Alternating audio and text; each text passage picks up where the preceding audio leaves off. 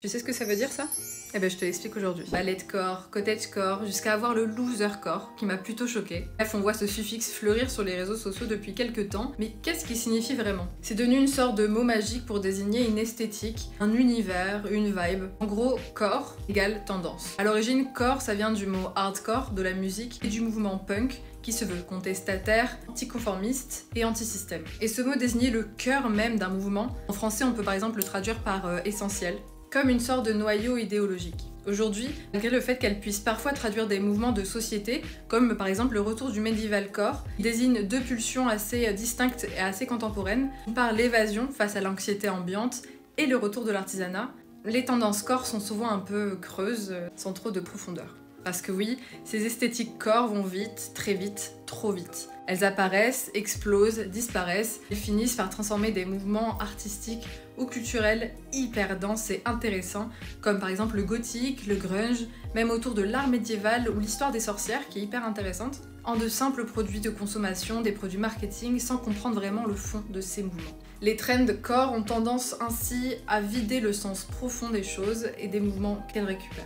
Un bon exemple, ce serait le blogcore. Au départ, c'est l'idée d'adopter le look des fans de foot des années 90, des maillots vintage, des joggings, des baskets mélangés avec des jupes, etc.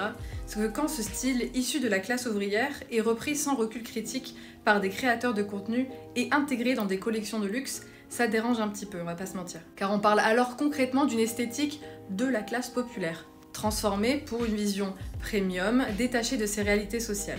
Autre exemple, le ghostcore ou l'emocore, des mouvements qui ont une vraie charge culturelle qu'on réduit aujourd'hui à des accessoires noirs, des corbeaux et à un filtre un peu dramatique. Ne garde que ce qui est visuellement monétisable et qui peut se vendre rapidement. C'est un phénomène que Julien Tauvel, designer et tendanceur, résume très bien. Il dit que ce sont des remixes massifiés et décontextualisés. On prend un peu de médiéval, un soupçon de rêve, une pincée de nostalgie, années 90, on secoue, on poste et boum, c'est une trend. Mais qu'est-ce qu'il reste du sens, des luttes, des symboles de ces mouvements? Finalement, pas grand-chose. Alors oui, parfois c'est creux, parfois c'est réducteur. Si on regarde plus loin et qu'on laisse le côté pessimiste, c'est aussi un moyen moderne pour beaucoup de gens de s'exprimer, de se raccrocher à quelque chose.